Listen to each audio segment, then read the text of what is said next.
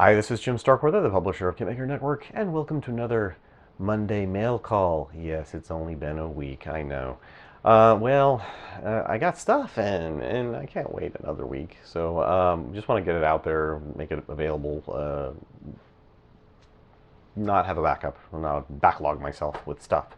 So yeah, it's only these three things, but we will still open them.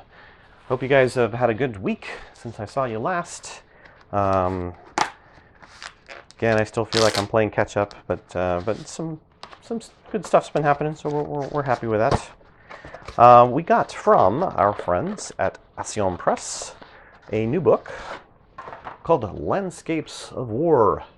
This is The Greatest Guide Dioramas by Rodrigo Hernandez Carros.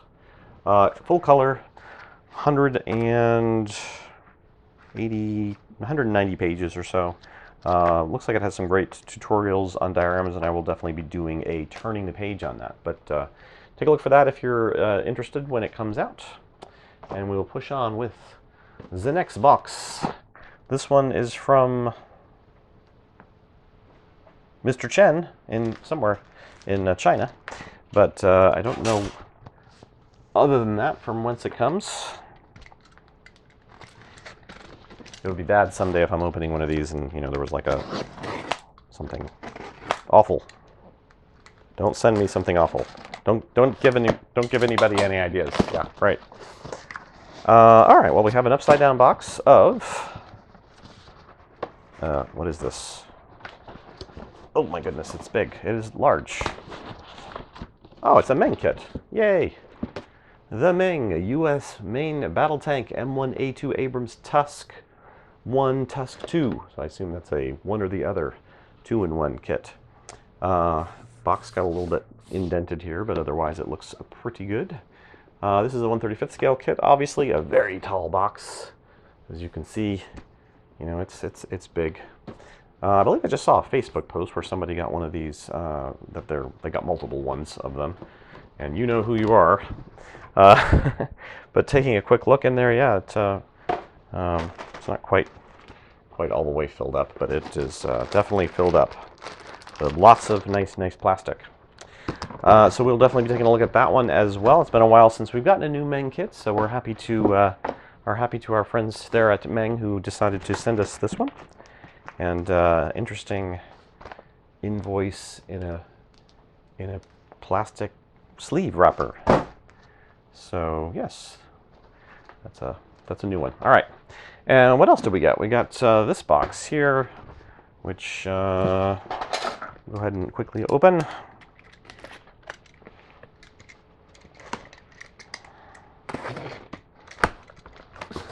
And again, what is it with the upside down boxes? Let's go ahead and see if we can get them to come out this one's like jammed in there. Or these two, I should say. All right, well, I didn't get the lid out on this one. These are from Ryfield Model. Boy, this is going to be a challenge. I should destroy the box, I guess. Otherwise, I'm going to destroy the top lid. There we go. All right, so this one is their M1A2 Sep Abrams Tusk 1 Tusk 2 M1A1 Tusk 3-in-1. So take that, Meng. I'm just kidding. I'm sure they're two wonderful kits. We're not going to make comparisons here, but it is a little funny that Ryfield would come out with an M1A2 at the same time and have one additional option that the Meng kit doesn't have. You guys are. I'm not going to say, you might interpret this wrong, so I'm not going to. It is admirable that you are so competitive. I think that we often concentrate too much in the West here on how the Chinese companies or Asian companies are competing with each other, But it's an admirable quality. They're competing with each other. That's what the free market's all about.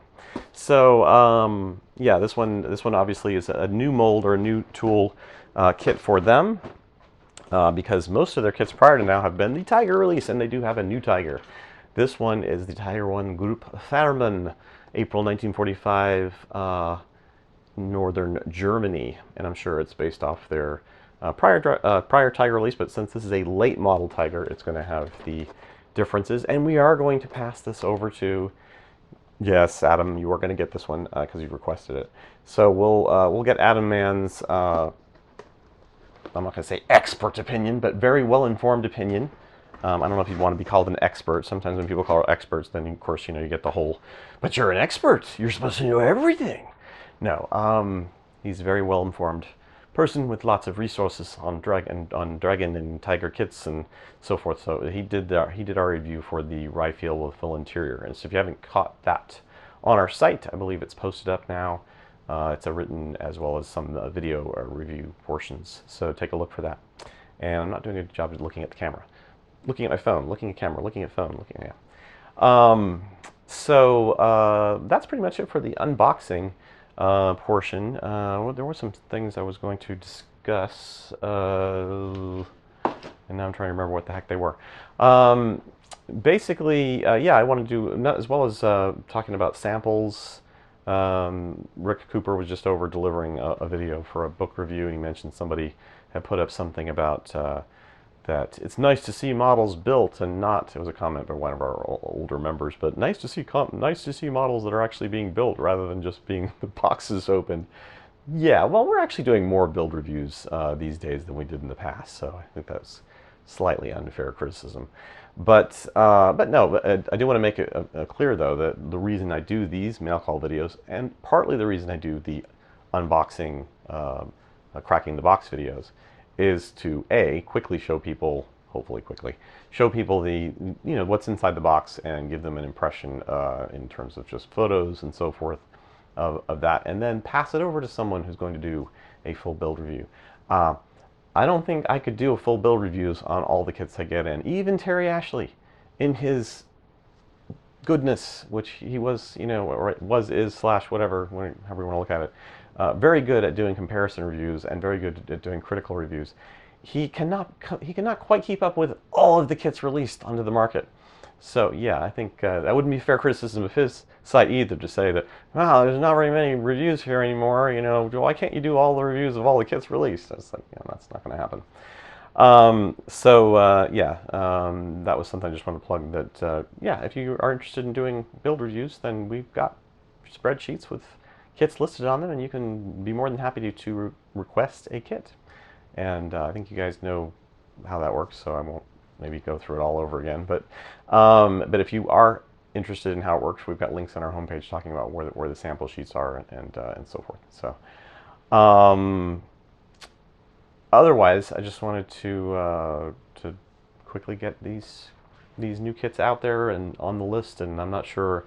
I think I'll definitely be doing an unboxing on the Mang and on the Ryefield kit. And as I said, that Furman is going to go off to Adam. He'll probably do an unboxing slash inbox review on that as soon as he gets it.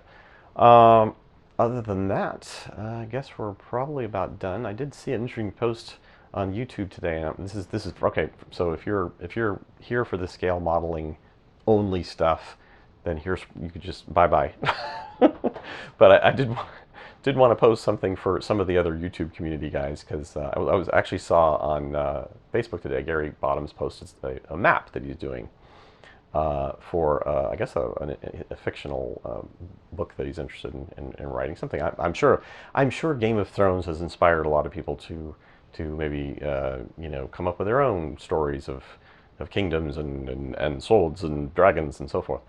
Myself, I got inspired when I read The Lord of the Rings, and I was very much interested in writing fiction back then. I kind of dabbled in it, and I mostly did like research and development, I guess, or I don't know what you call it, backgrounding stuff. I would draw out maps, and my friends from high school could tell you how I spent many hours doing very, very detailed maps of things, or notations and outlines, and yes, it was all very fun.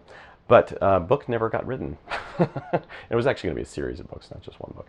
But yes, it's still kind of floating around up here in my head. But when I saw Gary's map, I was it was kind of like, I literally went 5 feet behind me and pulled out this, which I'm sure he would get a kick out of. This is a map circa about I've got a date on here. 1991. So still about 10 years after my original thing. Let's see if that doesn't... Well, the glare is still coming from the windows. Anyways, but the long and short of it is, yeah, this is like one section of a map that I did. Here, maybe I'll get it closer to the camera. Maybe it won't.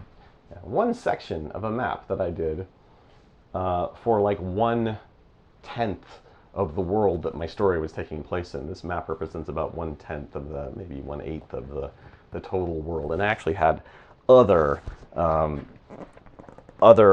sheets that connected to like the bottom and the side and so forth. So yeah. I don't know what it is about. Are there people on YouTube? Maybe they're not even scale modelers, but people on YouTube, and you're like, wow, that's like the British version of me, or that's like the Spanish version of me, or the Italian version of me, because I've had this actually happen a few times, both with gaming and now with Gary with stuff like this. It's like, I guess that's why I enjoy their videos so much, because I kind of watch them going, well, yeah, this guy's a lot like me. Just he's just born somewhere else in a different time, maybe, or whatever. Da, da, da, da. But it's like I feel this brotherhood thing. Like, you know, we share similar brain structures or whatever the actual thing is. But yeah, I don't know, it's nice to be able to connect with people that you've never met, you never will meet, but that they you know, they kind of, I don't want to say think the same as you, because that sounds like it's like you're looking for conformity or something. But just that their original ideas kind of like co-align with your original ideas before they even knew, vice versa. You know, you had these ideas and so forth. Like they're oblivious to your interest in these things, and then somehow, you know, it turns out that they. Yeah. Anyways, I ramble. But then, so Gary, you write that story, because, you know, I believe you can do it. I know you can do it. You have the creative mind to do something like that. So, and I will read it. I will buy your book. So there. Well, those of you that stuck around for this non-modeling related portion of the video, thanks for watching, and we will see you next time on Mail Call.